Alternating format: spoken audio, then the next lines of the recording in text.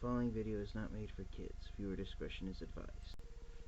Hello to my subscribers, this is the TFA coming to you with my first review with my brand new camera, and technically this isn't the first Transformers figure I wanted to do a review on with this camera, you know, for the camera's inaugural review, but all things considered, with what's happened to me this past week, I decided to review a Transformers figure that I knew I could get them quickly, especially since it's late at night.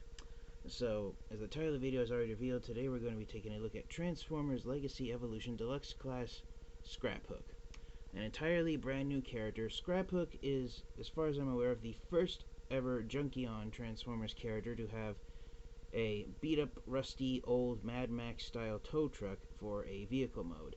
Most of the Junkions have had motorcycles for vehicle mode, so Scraphook is definitely unique compared to the other Junkions, such as Wreck-Gar, who's the most well-known of the Junkion Transformers in that regard, to having a tow truck for his vehicle mode, which is really fantastic to see.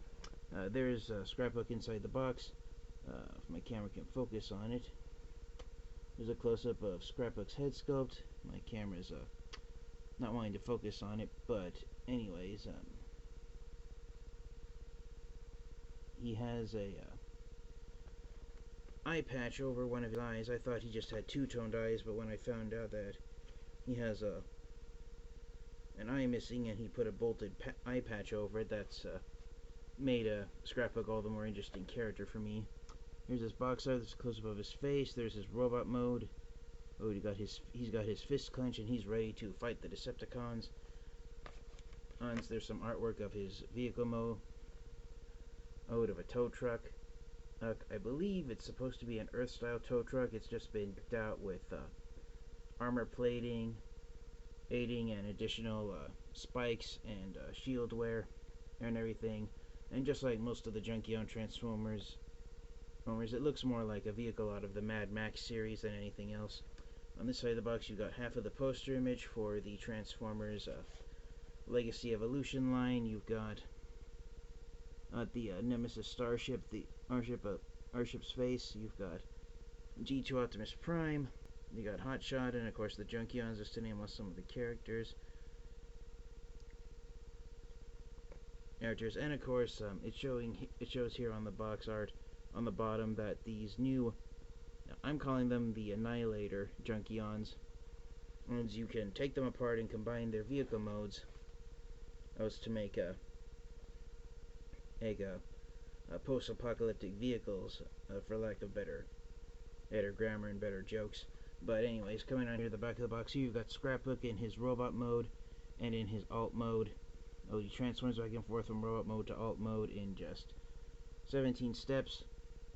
And there's the officially it's known as the Evo Fusion gimmick, where the deluxe class Transformers that are like the weaponizers from the War for Cybertron trilogy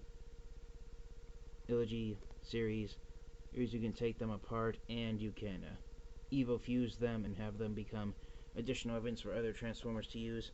The photo on the back shows that officially you're supposed to take apart Scraphook's arms and legs and attach them to Legacy Evolution Armada Hotshot to use. I've seen better weapon mode combinations than the official ones that you do, but the part of Scraphook's robot mode torso, which is the center cab section of his tow truck mode, that center part of the tow truck, it's not a part of the Evo Fusion gimmick, so you have to leave it off to the side because it doesn't really do much of anything. So unfortunately, you can't use all of Scraphook for this Evo Fusion gimmick. And Evo Fusion gimmick, it's one of the lamest gimmicks where you basically just combine the weapons into large weapons that other Transformers figures in the Legacy Evolution line come with, and there's really no point to that.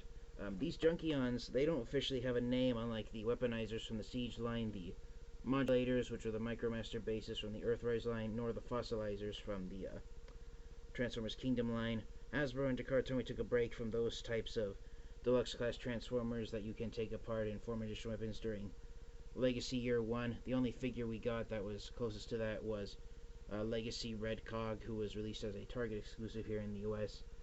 So I'm just gonna call these weaponizer Junkions the Annihilators. That's why the word Annihilators in the title of the video. It's not an official title, but it's one that I'm assigning to Scraphook, Crashbar, and all future Junkions like them. So without further delay, let's get Scraphook out of his box and take a close look at him in his robot mode.